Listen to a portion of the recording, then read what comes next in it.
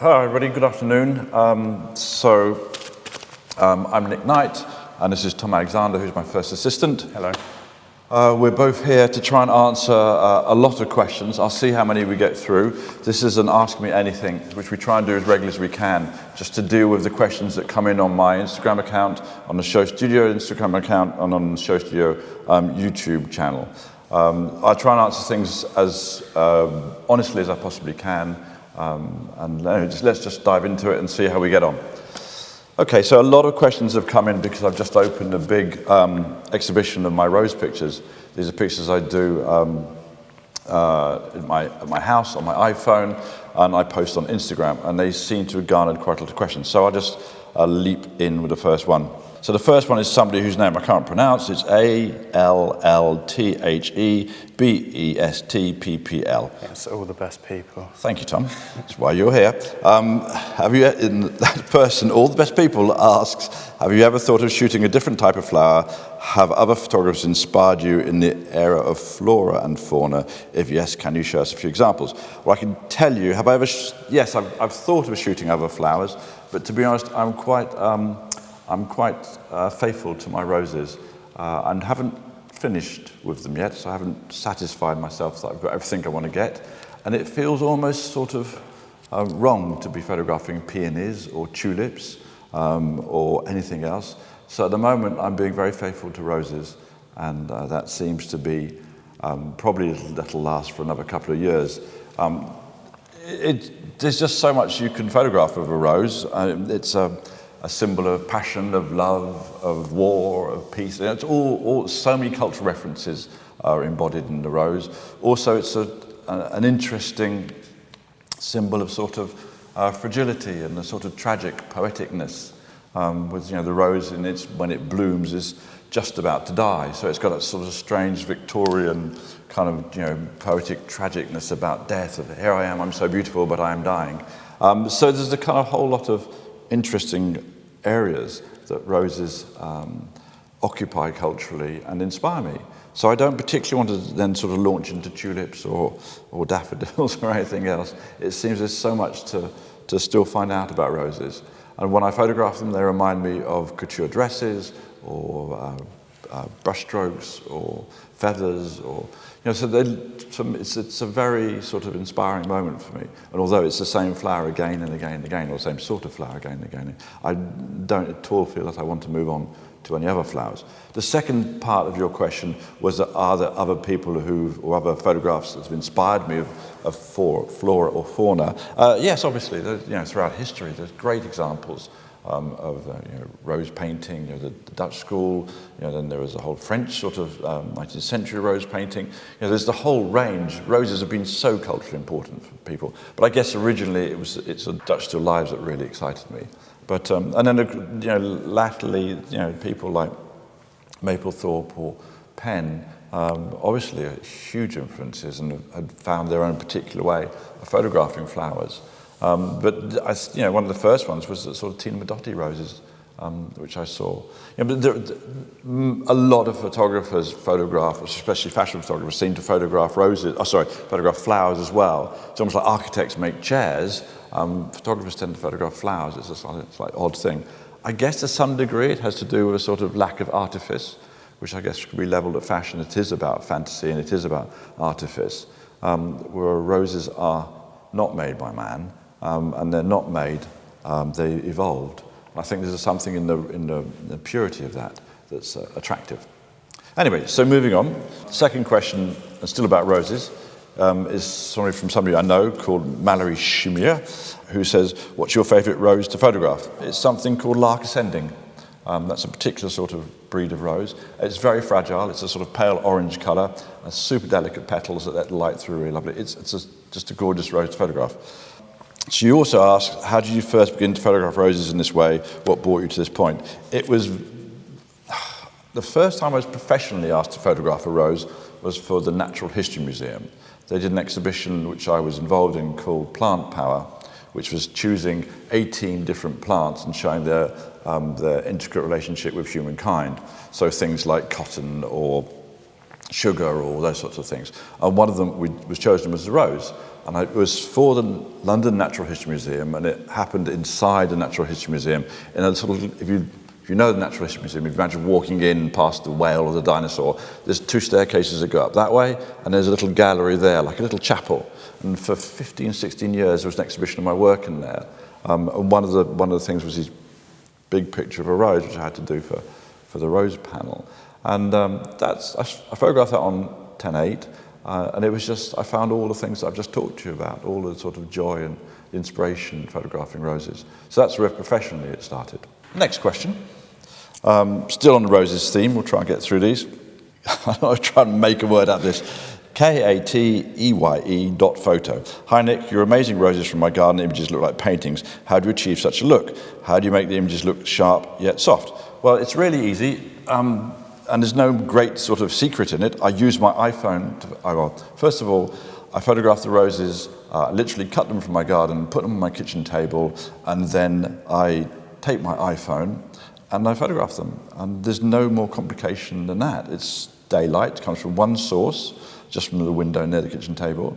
And I photograph them straight into my iPhone, and I put them into Instagram and choose the filters I want to do. And it's pretty much straightforward. There's no great secret there. I tend to repeat the same filters. It's usually Hudson, but not always. I take the contrast way down. I take the darkness often way down. There's a few simple steps I make. There's nothing particularly difficult about it. It's just the nature of using a digital camera or a phone camera and then working that through Instagram. Now that's how I publish them on my Instagram account. To make big prints out of them, and we're making prints kind of this sort of size. There's sort of kind of 6 foot tall prints. That's a different thing. So to go from my iPhone picture that's posted on Instagram, which is normally seen the size of a phone, to something which is 7 or 8 foot tall, is a bit of a step. And to do that, first of all, I just tried taking the file and printing it and seeing what the resolution was like. And it was okay. The later iPhones, iPhone 10 is kind of better. So I've been doing this for 6 years or so. So the earlier iPhones probably started on the iPhone 4 or something. So the earlier iPhones were kind of rougher. But now iPhone 10 is pretty good. So basically I've looked at the resolution. It wasn't quite good enough. And there's something that Google had released called the Google Topaz. Is it Topaz? Yeah, Topaz. And it's an AI. And you feed your images into it, and it uses all its huge data that it has to sharpen the image. And that gives a very, very interesting texture to the image itself. So if you look at an old painting, if you went close to an old painting, you'd see brushstrokes. It is similar if you went close to a photograph, so if you went to look closely at a Mapplethorpe or a Irving pen, you would see the grain of the film. But because I'm shooting on my iPhone and then I'm putting it through an AI, when you go close to one of the rose pictures that's now, as I say, huge, and you look at it really close up, the texture of the surface or the texture of the image is very interesting. It's super modern. It's kind of pixels, but they've been through an AI, so they're kind of, everything's a little bit, it's just new. I can't think of a good way to describe it, but it's not a painting and it's not a photograph. It's a new thing. And I think that's really exciting and really interesting. From a distance, the images of the roses look very romantic. They look very passéiste. They look very kind of pertaining to the past. If you go close and look at the rose images, they are extremely modern looking and also not very romantic. They're quite brutal. And I think that seduction of seeing something from a distance, of being seduced into this world of memories in the past and painting, when you go close to it, is actually kind of quite a tough and a very modern texture. I think that's really exciting. And that's the reason to take the images from the iPhone, from Instagram, to actually make an exhibition of big prints of them. I hope that answers the question. Shall I give these to you, or shall I put them? You can give them to me if you want. Have the next questions. Tom isn't here just to hold my bits of paper. There are questions, if we get around to them, that are pertaining exactly to Tom. So more questions.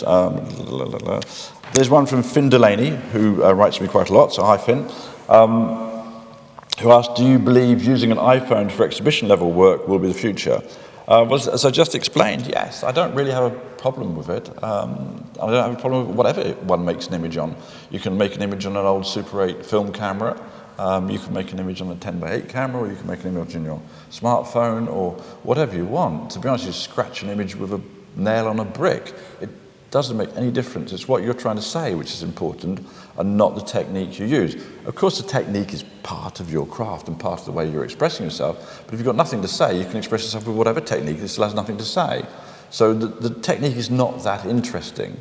People often question, me photographing things on my iPhone, but I think that's becoming more and more commonplace. It's a camera that most people have now. And it's something that's always with me. It's something that I have in my pocket, or it's very easy to use. It's very good in low light level. It's got an interesting dynamic range of colours in it. It's an interesting thing. And Tom showed me a book yesterday of the work of Jacques-Henri Lartigue, who was a great photographer from the turn of the last century. Yeah. And he was working on a really early colour process called autochrome, which uses potato starch granules. And they're all dyed in different colours. And I don't know the details of autochrome, but that's basically it. That autochrome process was sensitive to certain colours within the colour spectrum more than others. It's the same with the iPhone. It's sensitive to certain colours more than others. They're just different ways of recording an image, and as that, they are all equally as valid. You don't have to use a Hasselblad or a Canon or whatever it is. You use what comes to hand to be able to express yourself. And I don't care whether it's a webcam or whether it's a 10x8 camera. It's just you use the right thing to say what you've got to say. But whatever that is, it doesn't really matter. It's what you've got to say which is important, not the way you say it. It's a bit like, really very few people care what paintbrushes painters use, or what turpentine they dilute wash their brushes in, or whatever it is. Those things aren't that important when it comes to painting or sculpture. Does anybody know what chisel Rodin used? Does anybody care? Only very few people. But photography, weirdly, is obsessed with the things we use, the objects we use to create images, the lenses, the cameras, etc., which is all fine. But it is very, very strange that photography has this sort of obsession with technique in it. Anyway, David Paul Carr just asked me, are all the Rose pictures really made on an iPhone? So yes, they are. How do you make such beautiful big prints from your files? I print them with my printer, Alan Finnemore, in California. And then, as I said, we work through an AI, and then I retouch every square inch of that picture. I'll go across and I'll refine it on a computer afterwards. So there's a lot of work that goes into the big pictures. They're almost kind of redrawn afterwards. But that's what I do to get the images I like. Mr. Terry Hart says, where can one purchase these beautiful prints? They're being sold at the Albion Barn Gallery. And if you go onto the internet and you look up Albion Barn, they've got a website and you can contact them. So that's how they're being sold. Mirabelle Starfish asks, what's your favourite public garden? It's Savile Gardens. That's a beautiful garden just near Windsor. If you ever get a chance to go to Savile Gardens, you definitely should. Otherwise, it's just that little garden, that rose garden inside Hyde Park, just on that corner there. That's really beautiful too. There are lots of interesting spaces. I'm gone off Chelsea Physic Garden at the moment, but that's probably for different reasons. Anyway, Jonathan Turner Hare says, will any of these be available to buy as prints? So yes, we just dealt with that. There will be Albion Barn Gallery. We dealt with as well, I can do that.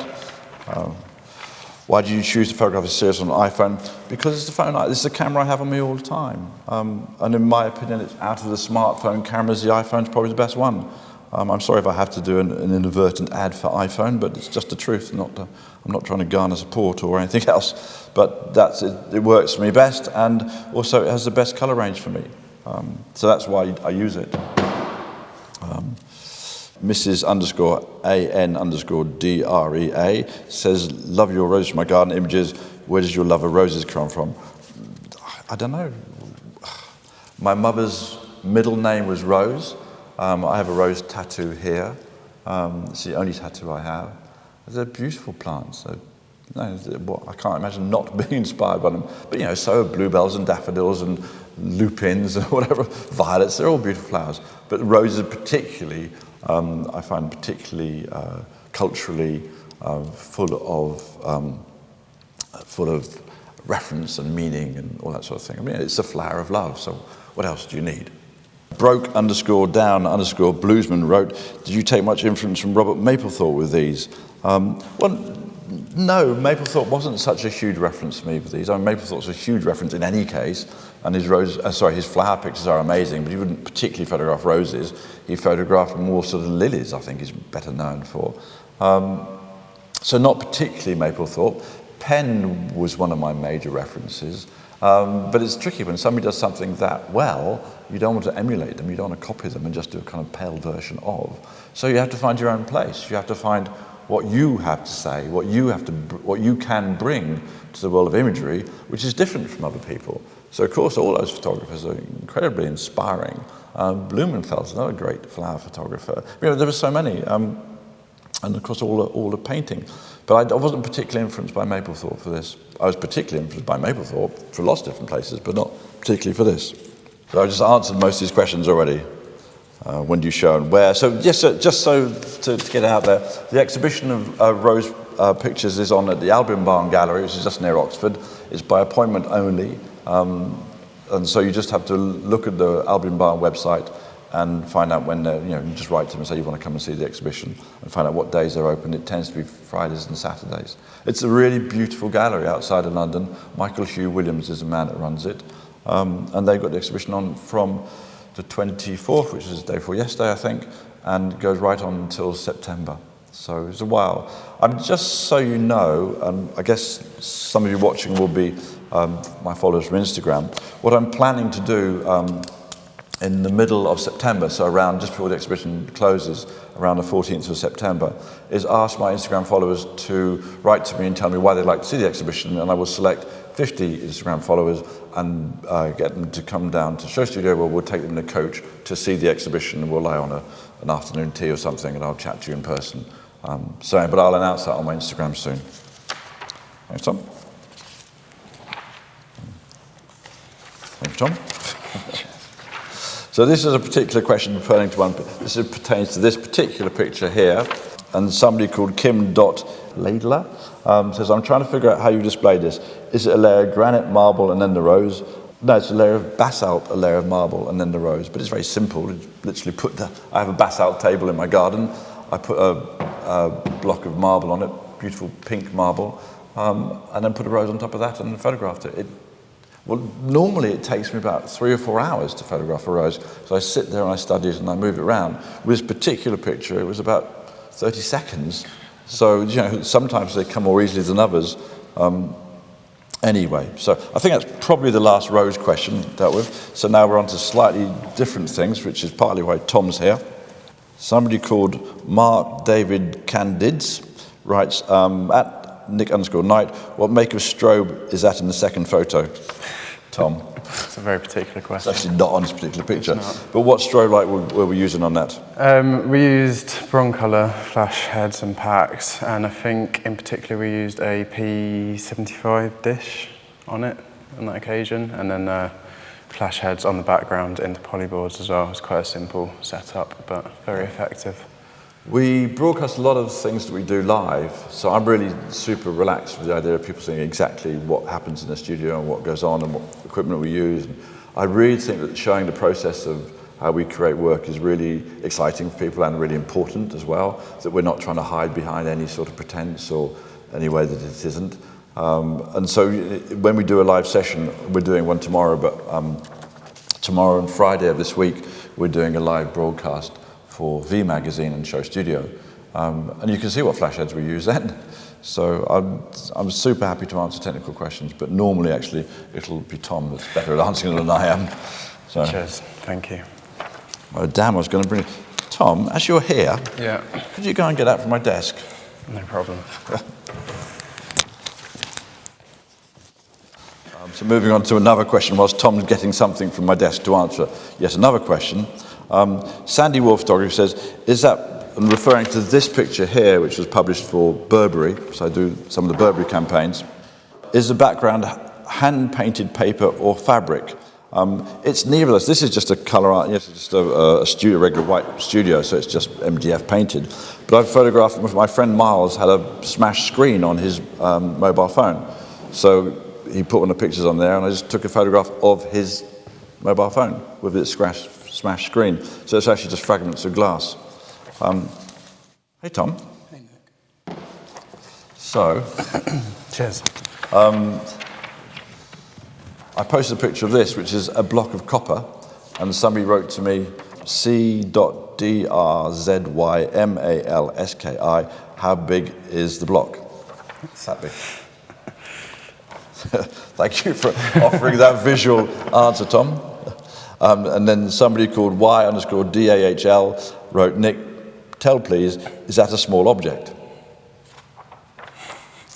So there you go. The nice thing about this is just a block of raw copper. It's so incredibly heavy. I mean, I'll try and pick that up. It's one of the heaviest things I've picked up in a while. It's very, very hard to move. But it's beautiful. It's just raw copper. It cost about 1,500 quid. It's just a slice off of, that's all it is. But I'm very interested in that. I'm interested in the whole periodic table. It's because I studied science before I studied art. And I'm interested in doing something with the metallic elements of the periodic table and seeing which ones at room temperature can be photographed. But that's for a project later on. Anyway, we're digressing slightly. This was used for, actually I can't say, sorry. This was used for a client, it'll be coming out soon. But I just asked the person that finds me props, Andrew Tomlinson, to find me a block of copper. And that's what he did. It's just really, when you see something like that, it's just in its pure state. It's very interesting. It looks like a kind of three-dimensional Peter Saville record cover. So, moving on. And this is very pertinent to Tom because he's in the picture. So, I can try and make a whole word out of this. I won't. DONNAMAR, Donmar, IEOHANLON photography, says, what is Nick's assistant holding in front of the camera? That's the picture that they refer to. And Tom, do you want to tell them what you're holding in front of the camera? Sure. So up until quite recently, up until that shoot actually, we've been using Strobeck's packs and heads, which I think are from the 70s, were they manufactured, roughly? Yeah, that sounds a long time ago. Yeah. But probably started in the 1970s. Yeah, so they're not so widely used anymore, but they give a very sort of beautiful definition to the skin. And this in particular is a ring flash that we were holding around the lens while Nick was shooting to light the model as the key light. It's a bit of a funny old thing. It feels dangerous. Is that a fair description of it? Very fair description, yeah. So much power going through it. It's one of those things that's sort of slightly terrifying when you use it.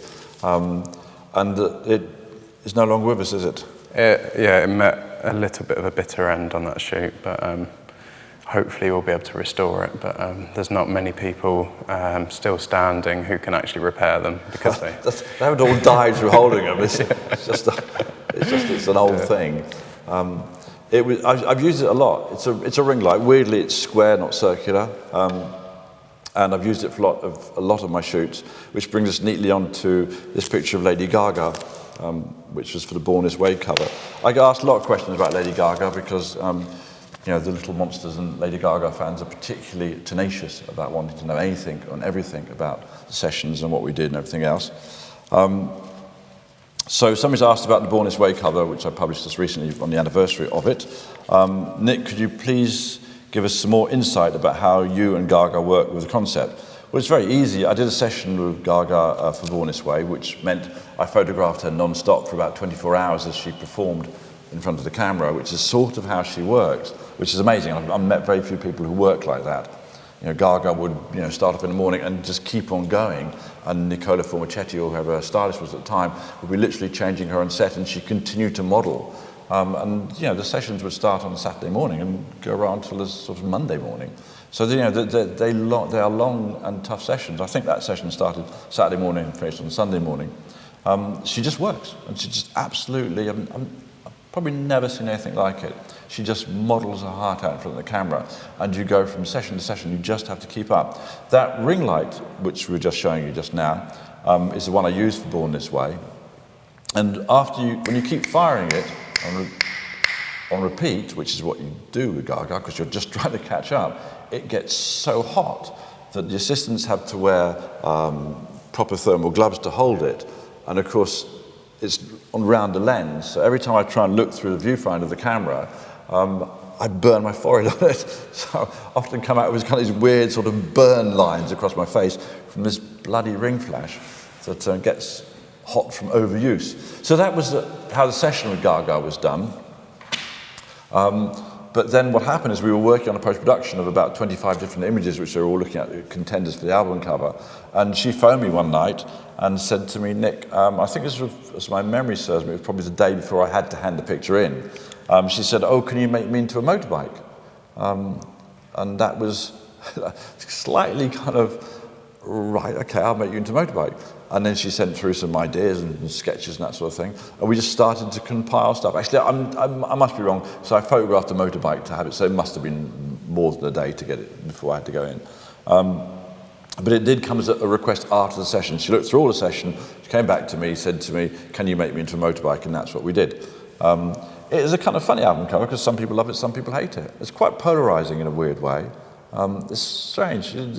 People sort of forget that when you put an image out, and sometimes the public reacts to it incredibly strongly, and you get a lot of comments back, especially if you're working on, you're putting a film out on YouTube or something like that, but you get a lot of comments back. When I publish on social media, I get a lot of feedback back, and it's not always nice. People will say the worst things, and because, of course, they're protected to some degree by anonymity of being on social media, they feel they can really say whatever they want. And I'm a human being, I get hurt. I mean, anybody hurts. If I say you're useless, it'll hurt you. So I would just say to people to be a little bit careful, because everybody's real. You're not talking to fake people. If you say our work's shit and we're useless, and it's not nice. So anyway, but I wasn't trying to complain. It's what it is. But yeah, so that's how it happened. She phoned me up and said, "Can I make you into a motorbike?" After we'd done the session, and that's what we did. There was a picture which could vaguely adapt itself into being a picture of the front spokes and handlebars and top of a motorbike. So there we go. So that's how it came about. Enormous respect for Lady Gaga, incidentally. Anyway. Here's a question from a friend of mine, Christian, the hairdresser, who saw me doing these AMAs and wrote, "Hi Nick, how did you experience some transition from handsome dude to handsome bull dude?" Well, thank you for the handsome bit. I shaved off my hair, partly because I used to as a teenager, so I was a skinhead, so I used to shave it all the time then. And then my son, Callum, who's now 22, also started shaving his head. And I was helping him one summer's evening in July. He was out in the back garden, he was shaving his head, and I was just giving him a hand. And I thought, I'll do that as well. So I shaved my own head. And then suddenly you kind of realize it's quite hard to grow it again. So you get stuck with the haircut, because if you grow it again, you get to that sort of naff period where your hair just looks like you're kind of wearing a cheap wig. So I haven't ever really sort of grown it out again, but the intention was just to do it for one summer, but then of course you get stuck with it. And because I'm on camera a reasonable amount, I see myself a lot sort of, in different making ofs and that sort of thing. So you have to learn to live with it. Anyway, moving along. We got a lot of questions in from a shoot I did for the first issue of Hong Kong Vogue.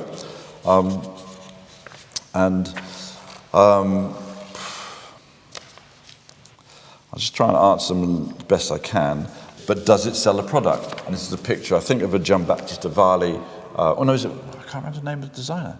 Is it Giambattista Valli? I'm going to have to trust you on that one as well. Well, there we are, showing our own slowly disappearing memories.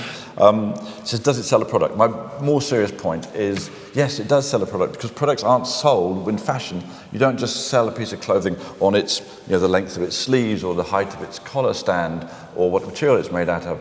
You sell fashion by creating a desire for it. And desire can be created just in terms of a range of colours or an emotion or whatever it is. You don't have to show the piece of clothing to be able to sell that brand's products. As a fashion photographer, what you're doing is merely creating an image which seduces people into wanting to have that piece of clothing or to look like that person and therefore have that piece of clothing.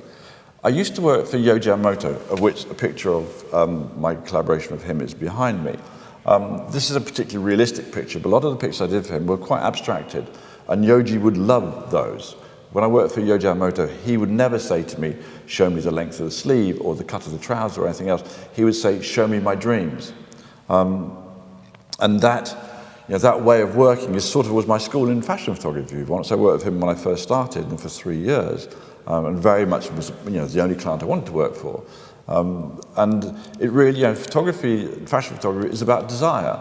It's got somewhat commercial over the last 20 or so years. If you look back at great fashion photography, if you look at an Avedon or a Penn or Beaton or a Munkaski or Horst, it's not about showing the clothing, it's about showing the attitude, the emotion, all those sorts of things. So yes, it sells a product because it creates a desire for that look, for that world you've created. And I think it's something that a lot of companies who are trying to put out an image of their brand, they fail to realise. And this is when business gets involved. The CEO sits down and says, "Yeah, but I can't see the piece of clothing that I finance." But you don't need to see the piece of clothing. You need to create a desire. What you need is an incredibly powerful image, and that does the selling of the product for you. And that image, the creation of that image, needs investment, and it needs time, and it needs support, and all those sorts of things, which sadly in fashion photography these days are being taken away.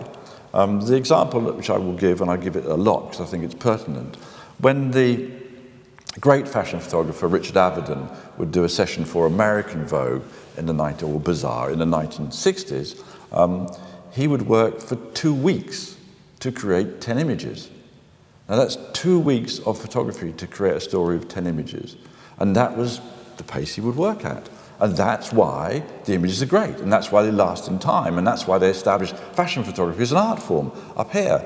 If you under-support that, so you say, okay, the photographer's got to do 30 images in a day, you're not going to get great images.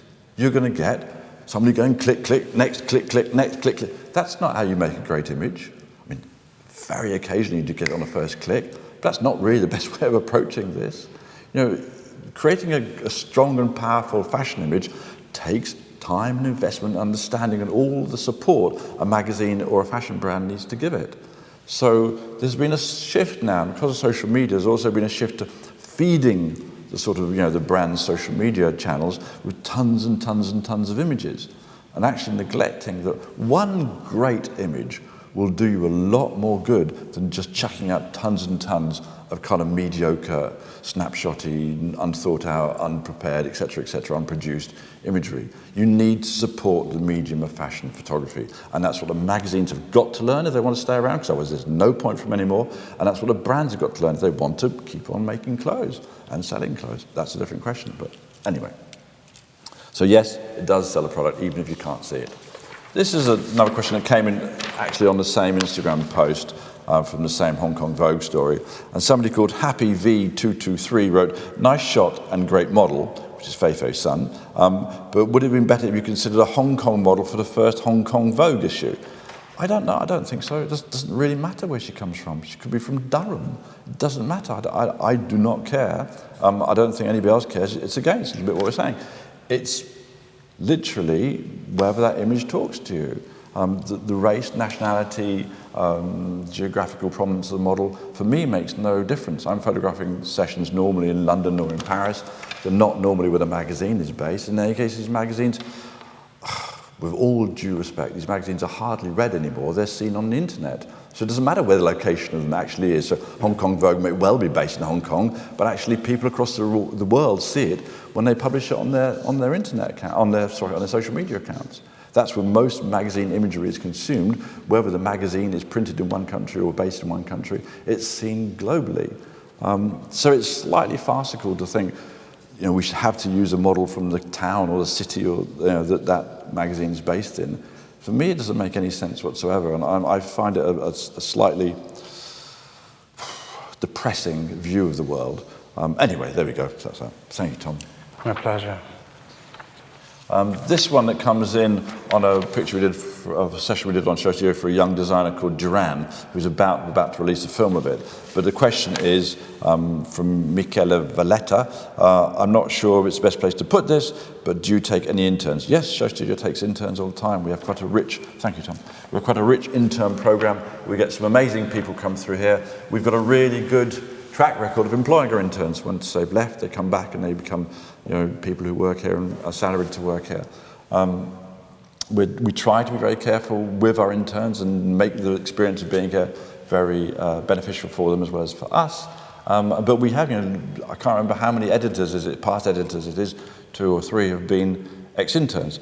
I think it's about 70% of the staff I employ at SHOWstudio are ex-interns. The figure obviously fluctuates depending on who's here. But we've had some brilliant interns. Yes, we do take interns. Yes, I'm super excited to have interns here and people who want to come on. We try and get a lot of people through, but of course, we're only a small company and we can't have that many people. But we do have an intern program which we take people through. You can apply on the bottom of the SHOWstudio.com website. Another slightly personal question from another one of my AMA sessions. So somebody called Farah Yaza _ will you ever go vegan? Do you consider it at all? I don't consider going vegan. I don't eat much red meat, or any red meat really. I eat chicken and fish, but I don't consider going vegan. It's not something that I'm particularly drawn to. Morally, it could be right or wrong. I don't really know. I haven't really concluded that debate. So I'm not considering going vegan, but I eat vegan food when I go to a good vegan restaurant. And, I'm not considering taking meat completely out of my diet. I can't imagine anybody would really want to know that, to be honest, but somebody asked, so I'm telling you. Okay, so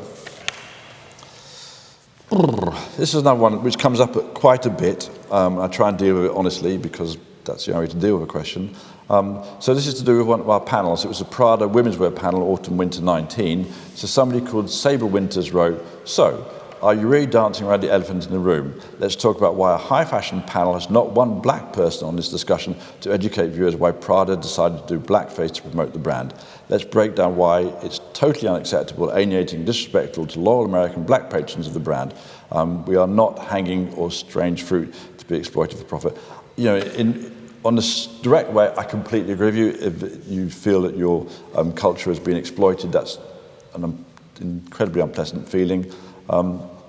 In terms of the number of people, number of black people on our panels and number of people of colour on our panels, we invite the best people for the panel discussion, whatever their colour is, to be honest. Sometimes, obviously, the people are people of colour, sometimes they're not.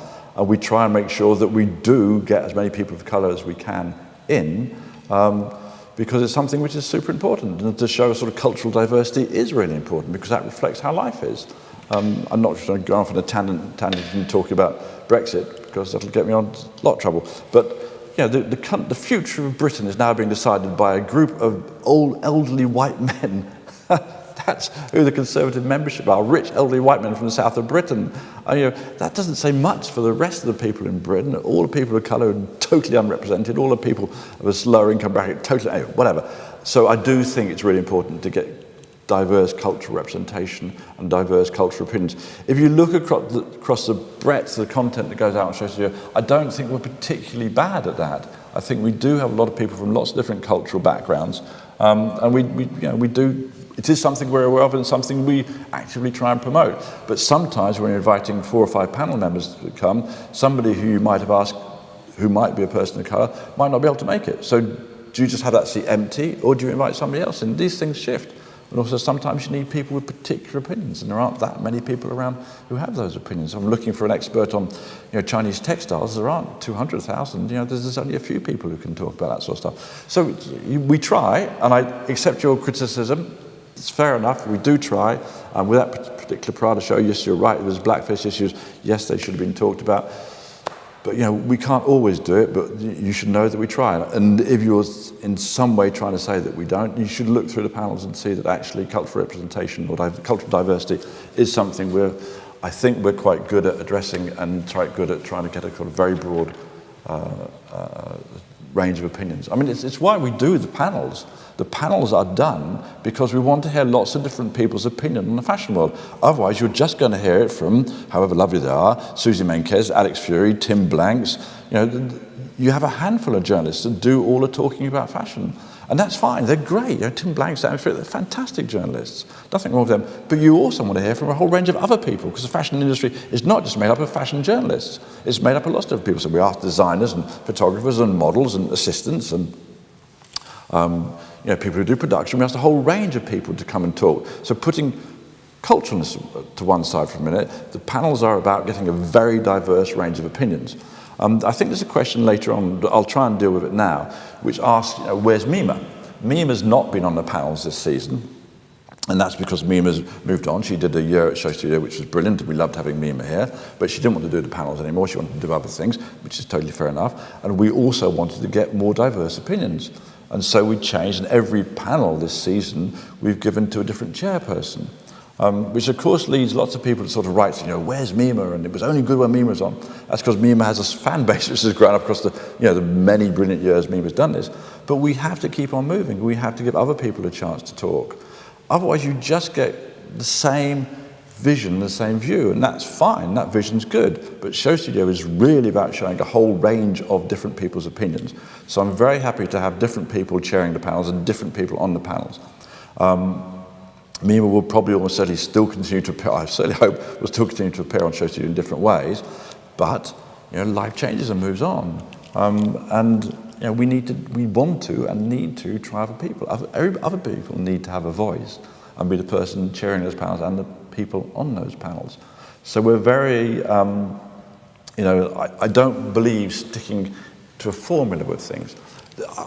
I'm just trying to keep on track, but not managing at all.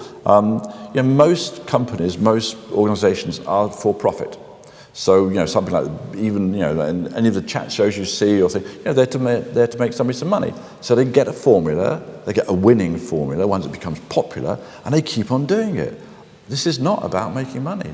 It's not the reason for having SHOWstudio. So I don't mind if we have 100,000 people come and see one panel and then 10 people see the next panel. That's fine. I'm not chasing viewing figures. Why would I? I'm just trying to create interesting debate. Sometimes you try and create interesting debate and it just doesn't work, but you try. And so you keep on trying. But SHOWstudio is not about making money. We're not about chasing the numbers of people who come and see us. It's simply a platform where we create art and we do things we find exciting and interesting. And repeating yourself and doing the same thing again and again and again because lots of people seem to like it is fine if you're trying to sell something, but I'm not trying to sell anything. I'm trying to initiate discussion and give platform for people who don't normally have a platform. That was a long answer to a question I probably wasn't even asked.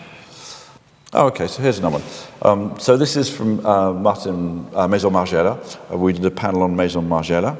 And somebody's taken exception to the fact that we, SHOWstudio, are associated with Maison Margiela. I did a film for them called Reality Inverse. I've just released another one just a week ago. John Galliano, who is the chief designer at Maison Margiela, is a long-term collaborator of mine and a dear friend. And also, somebody who creates amazing fashion to photograph. But somebody has asked, Jevelock, Jevelock? Yeah, so that's a good guess. Jevelock, hi. It's a good show, but SHOWstudio should not do reviews for companies, stroke designers they do business with. It's completely unethical. I can't see how you want to be taken seriously, critically, while behaving this way. We have lots, I work with Burberry, I work with Kanye, I work with lots of different brands, and I have things to say about them. And nobody's saying we don't work with Margiela, we do. It's a company who we work for. But that gives me an insight into that brand that other people don't have. And therefore makes SHOWstudio in a unique position to be able to tell you things about Margiela and to analyse their show with Margiela's help. So before we review a John Galliano show, he will send us the show notes. And he will send us stuff so we can read and understand what he's trying to do. And that's because I have a personal relationship with him. And yes, I'm also, I get paid by them as well when I work for them, but I'm not under a sort of contract with them. It's just, when I do a specific job, I get paid. But it doesn't mean I haven't got an opinion on what they do, because he's a friend. It's harder to express a critical opinion in negative, but that's normal. Would you criticize one of your friends? It's tricky. You might want to. Sometimes you have to. But on the whole, you don't going to want to. But I'm not the only person on the panel, and SHOWstudio isn't the only voice on the panel. So we have lots of different people, and if they want to say something horrible about somebody we really like, they can say it. And at times, on those panels, we've had people who have been very vocally against the designer we're reviewing and have said things which are quite harsh, which are not views that SHOWstudio have, but they do, and we've invited them on. And at the end of the panel, we get very upset phone calls saying, how dare you speak to us like that? Or, we were very upset and you would think that, or whatever it is. But fashion needs a fairly strong, critical base that has some teeth, but that doesn't mean that if you work for the company, you cannot bring anything useful to the discussion. And nobody's trying to hide anything. Nobody's trying to say, oh, we don't work for Margiela, we do. We review Burberry, I work for Burberry. You can work for certain brands, and that gives you an insight into why they do their campaigns, how they do the campaigns, what the design is doing, etc., etc. If you don't work for that brand, it's very hard to know that. So in some ways, although you might think it's unethical, it would be unethical if I was trying to pretend I didn't do it, but I'm absolutely open, relationships, the fashion relationships I have. Anyway, hope that dealt with that. Thank you, Tom. You're becoming my glamorous assistant today. This is one referring to a very lovely young man called Sonny Hall. We did a film. Did you film that? Yeah, I did. So it was a film of Sonny Hall, who was reciting a poem called The Thing That Killed My Mother. And one of the questions that's come from SAHAR. How do you pronounce that? Shah.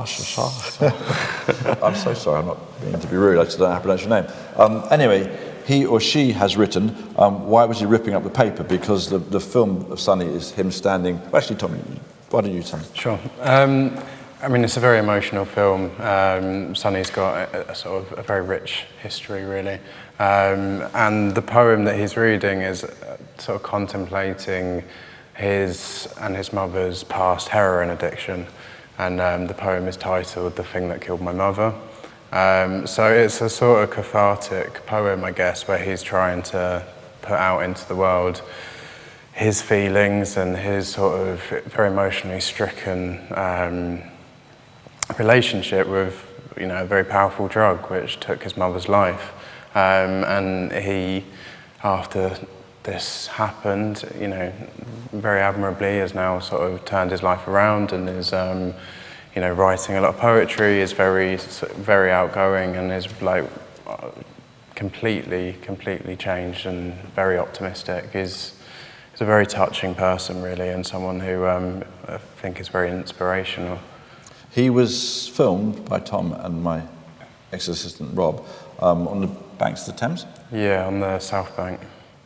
And he reads the poem from his book of poems and then tears it and throws it into the river. And the meaning behind ripping the page out? I guess it's to do with that catharsis, but it was inspired by, was it a Man Ray? No, it was something that I'd seen that the French pop artist Yves Klein did. Yves Klein, he didn't want to be paid, and once he didn't want to accept money for his art. And one of his clients, or one who wanted his art, insisted that they pay him, and he said, "Okay, pay me in gold leaf." And Yves Klein stood on the banks of the Seine and just let the gold leaf flutter off into the wind and into the waters of the Seine. And I thought it was something which was pertinent, as Tom says, for the sort of catharsis of reading the poetry about losing his mother, that he almost sort of tears a page out and that's the memory gone. That's the memory dealt with or settled or whatever. And it's sort of, as there was something poetic in the gesture. So that's why I was tearing out the paper. Thank you. Okay, so this is one, again, for the Hong Kong Vogue series. Somebody called Joss, I have no idea, Joshuapyles wrote, "How far in advance do you usually come up with concepts for your shoots? Are there ideas you've had for a while that you apply to projects, or do you brainstorm and start from scratch each time?" Yes, to all of that. Coming up with an idea for a shoot is based partly on what you're shooting, of course. So if somebody says to you, photograph the couture, it's one thing. If somebody says to you, photograph, denim, it's not. It'll be slightly to do with what you're photographing. Tomorrow, the live broadcast is for V Magazine SHOWstudio. It's all copies. It's all dresses made out of the pages of V Magazine. So already I've got some idea what might look good. So right from the earliest commission, from first time you get commissioned, you have an idea of what might work, and then Tom will verify this as actually. The day before, we don't quite know what we're going to do. So Tom will normally come to me and say, "Nick, what lighting do you want for the shoot next week?" And I'll go, "Don't talk to me now, I'm busy," which really means I haven't thought about it yet and I haven't got an answer. And so and Tom will come more and more urgently throughout the week as it disappears, saying, "Nick, I really need to know what lighting we need," because he's got to hire it in. And I still fob him off with some old rubbish. And normally about now, which is we're shooting tomorrow, I'll have thought about, it's an umbrella and softbox really, yeah. Tom. So I'll have thought of what lighting I probably need to use. But that's because it takes a while for an idea to kind of settle in your head, and you say, oh, I'm going to photograph it with ring flash. You're like, no, actually, pages of a magazine, that'll be really glary, so that won't work. And so, you have to think it through and imagine what you want to try and see at the end of it. So you imagine what will suit the subject matter of what you're photographing or filming, and then you try and work out what the best way to do that is. And you don't want to fall back on a kind of, oh, we've done it this way, so let's just do that again, that's fine. Normally I think, okay, well, that's a lighting system I know works this way, but if I modify it this way, it might be better. And actually I didn't quite finish playing with that lighting, so I'll bring a bit of that in. So normally there's a kind of snowballing effect of once you think you know the core of the lighting or the core of the idea or the set or whatever it is, it kind of snowballs and you start to be able to work out from that. So it's an ongoing process. Sometimes it's driving to the studio on the morning of the shoot, you think, oh, I'll try doing that then. It's not through negligence, it's just, how do you come up with an idea? I mean, how do you come up with an idea? You can't just make it happen. If somebody says to me, I need an idea for tomorrow, about photographing this car or this person, you haven't got just a bank of ready-made ideas. You have to think and let your mind sort of spiel. The interesting thing about how an idea comes to you, it's a sort of slightly kind of, I find, a lot of my ideas will come to me if I'm not trying to think of an idea. So something like driving is a very good way, for me, of managing to solve a few of the problems that I have in terms of coming up with an idea. Because when you're driving, your brain is actively involved in driving. So you're looking in front of you, you're checking your rearview mirror, all the sorts of things one does when one's driving, which means your brain is constantly active in that way. But the creative part of your brain is idling and therefore much freer. And I think it's when you can release the sort of the everyday demands on the creative part of your brain and just let it slightly kind of randomly go into sort of spinning ideas out or thoughts out without being sort of forced to do so.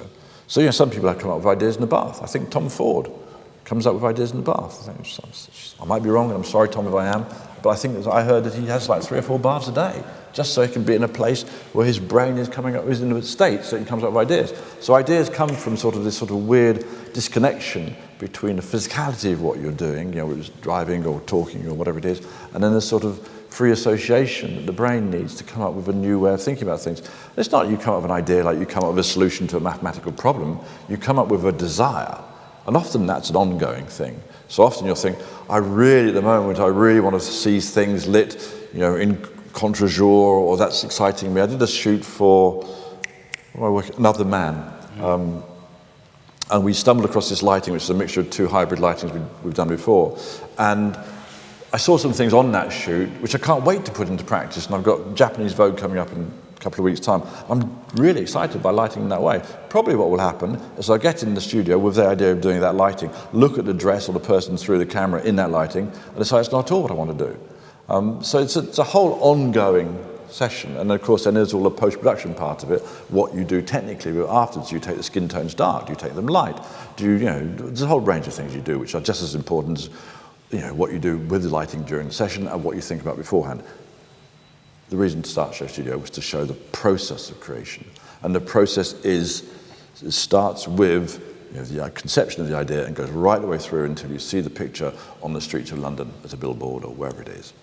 So it's from conception to completion. All of those steps are as important. So it isn't just the moment the camera goes off. It isn't just about the lighting. It's every step you make pre and post and during the shoot. So there we go. We should be careful we don't go on too long because nobody's going to watch a YouTube film that goes on for hours. Okay, I'll deal with this one very quickly. It's the same question on 2 pictures. So these pictures here, which both somebody called She Gave Me Gasoline, fantastic, has written, fantastic, how do you create these white swirls? And somebody called Stayed_retouch, absolutely don't understand how you created a light effect, but it's been so gorgeous, cosmic fashion perfection. The light effect is quite easy, thank you, Tom.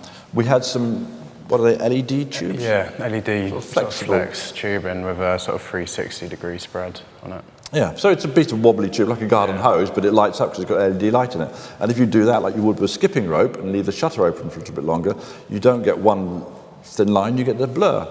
But it's really lovely, beautiful. I mean, it's, people have used it lots of times in the past in different ways. But yeah, it's just literally like a sort of see-through garden hose with an LED light that goes through it. And if you make it move during the exposure, you keep the model still, but make the tube move, then in that case, you get these blurry lines, which are very nice. So that's how that was done. I photographed Naomi Scott for Vogue, and a similar sort of thing. It's this one here. And somebody asks, that light tube, what did you use to achieve this? Well, it's as I said, it's like a garden hose full of LED lights, and that's what it is. And that gives these sort of funny lights in her eyes. You can light with anything that gives off light, to be honest, whether it's a match or whether it's a LED tube, use whatever you want. Anyway, so I'll try and be fast as I can. Let's try and answer this one. So this is a picture that Tom took. So I asked when I have a campaign published and it goes out to Billboard, I asked my assistants to go and photograph it in the real world. So I asked them, and this was just in front of Harrods. And so I asked Tom to go down one afternoon and photograph the Burberry campaign, which was massive on the side of Harrods. Partly because it's amazing to see your own work that huge and in that sort of public prominence. And also because once you've taken a photograph, and once you sort of let it be published and you pass it on to your client, it then starts to have a life of its own. Then it exists as almost, in this case, it was half the size of, half of one of the facades of Harrods. It was the size of Harrods. So, it's a massive presence to put into the world. And I think it's quite interesting. And I want to have some sort of record of how my photographs keep on living or start to live in the real world. I think it's entirely fascinating that photographs or imagery has a life after it leaves the image maker and then becomes part of it. So people walking by Harrods on that day will have, been in some way affected by this massive billboard. And I do find that interesting because people aren't electing to see it; they're having it, as become part of their urban vocabulary, if you want, and they're being shown it without asking. They don't know who I am, they don't care who I am, they don't care about the brand, etc. But these images of these women in this case, are being pushed at them. I think it's an interesting thing, and one needs to try and understand the effect one's work has and the position physically one's work has in the world. I'll give you a slightly morbid example of that. I once saw, and I think I said this one of the other AMAs, I once saw a thing on the news where they'd arrested a murderer who'd done incredibly vile and almost obscenely unhuman things to women, and killed them and cut them up and put them in a dustbin. Anyway, awful, obviously. Anyway, they had a picture of the murderer, and behind him, on the wall behind him, was one of my photographs, just from something I did for the V&A magazine, V&A book once. And it's just sort of Christ, I've done a photograph that this man who absolutely thinks it's fine to dismember these women also likes my photographs. It kind of does a strange thing to you, and you think, it's slightly unsettling. So I'm aware of the life my pictures have after they leave me, aware to some degree of them. And I tend to collect images of them, so I think I've asked people on Instagram to send in pictures of my Burberry ads when they see them. I just keep them in a file, just sort of, I think it's interesting to see how pictures live. Anyway, that's that. I need to finish because we really need to stop this because it goes on too long. So let me just see if I can find something to answer.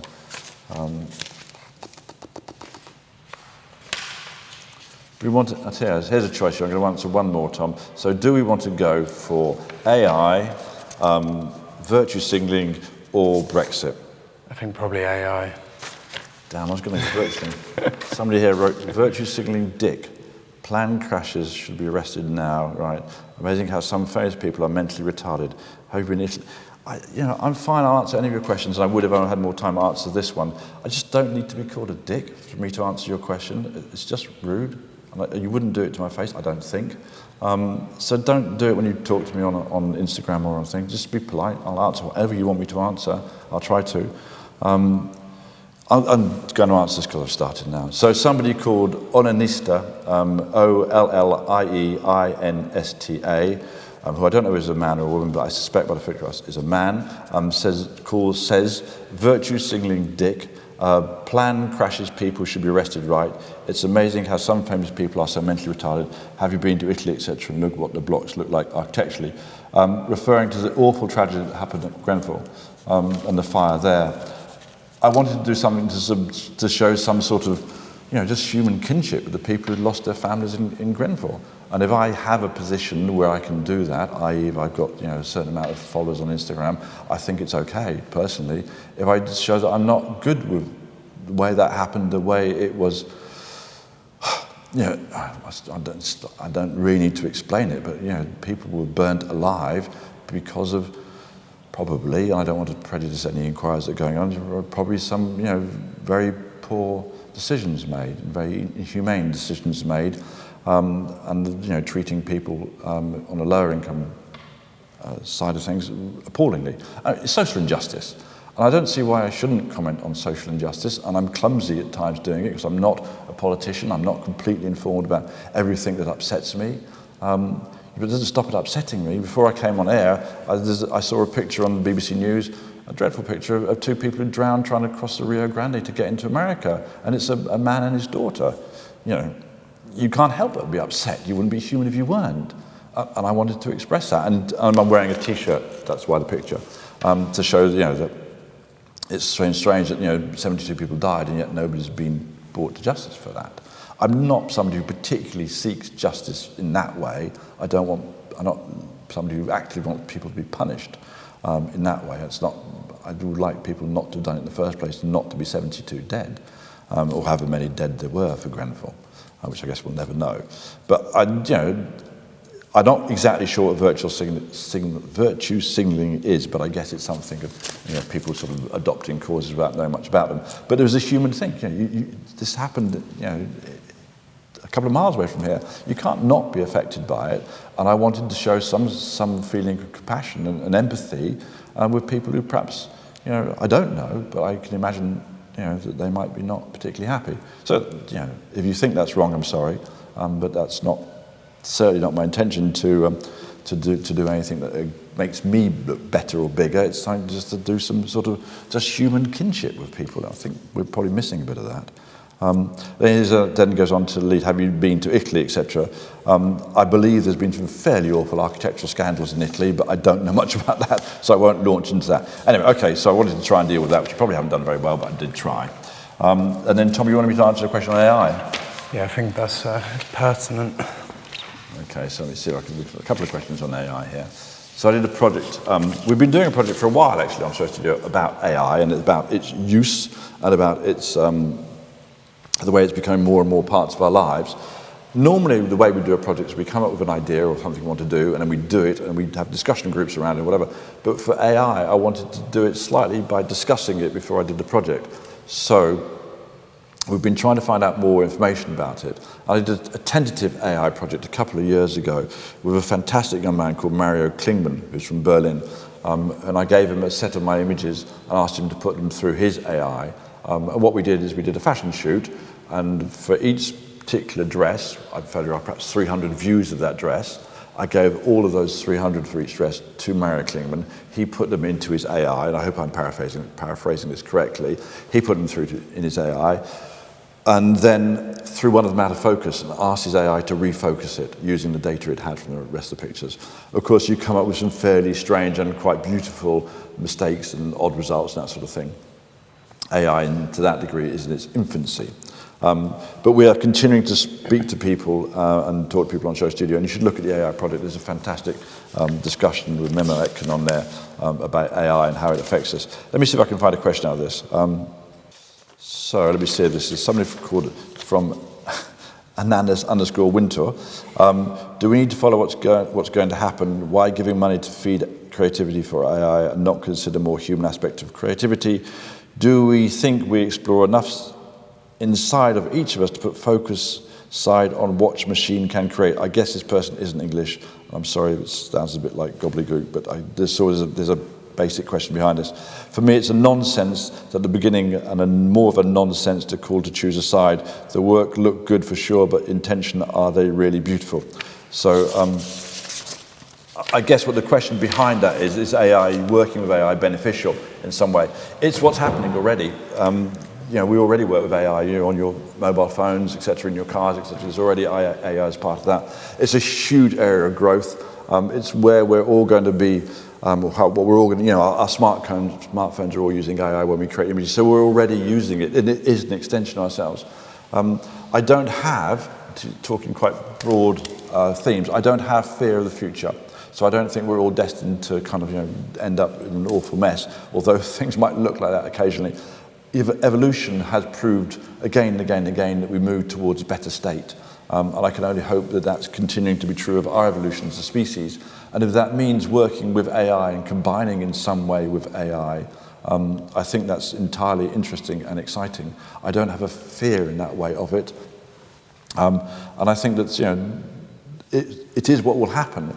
At the moment, Google own millions and zillions of images of everything, and they're one of the people who are pushing AI a lot. So in 5 or 10 or whatever years' time, some bright spark will think, oh, I'll make an AI of Nick Knight. I'll take every picture he's ever done, and I'll feed it into this AI, and it'll use all the repeated behavioural patterns and repeated ways he often uses colour or whatever it is, and they'll be able to create some sort of version of what I do. My feeling is that I don't want to wait for somebody else to try and interpret what I do. I'd much rather be involved now and work and understand artificial intelligence and its benefits and what else, and try and work with it now, so whilst I'm still alive, rather than waiting until I'm dead or nearly dead to find out somebody else is trying to do it. So I think it's super, super, super important that artists get involved in ideas of the future and how we're going to represent ourselves and how we're going to create images of ourselves and of the world around us.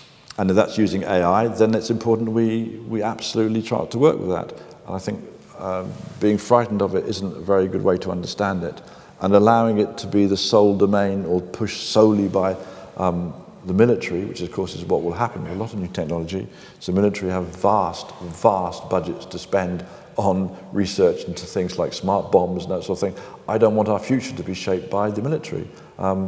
Other people that shape our future are the pornography industry, and other people are, big business. I'd like our future to be shaped by thinkers and dreamers and artists and people who, want have things which are better, and not people who want to make money and kill people. It's just a personal thing. So that's why I think it's important to engage in AI, if that's the question behind the writing. I just think, it's exciting, or it is exciting, and also it's something that we should all be doing. It is what's happening. Virtual reality, robotics, AI, certainly robotics and AI are huge, absolutely fundamental new waves that will affect us, like the Industrial Revolution. There are things that will change us as beings, physically change us as beings. We can grow parts of our body now in labs. You can grow an ear or an organ.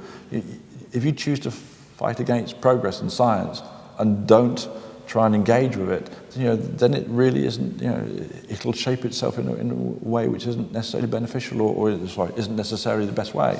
I'm not explaining myself very well, but what I'm trying to say is I think it's super important that people who have, aspirations and dreams and thoughts and think about life, and, artists and people who want to reflect, great aspiration, should be the people who are driving our culture forward, and it shouldn't just be business and the military. Anyway, little rant to finish on. I nearly got through to the end of the questions, but do please keep sending them in, and I will keep on trying to answer them best I can.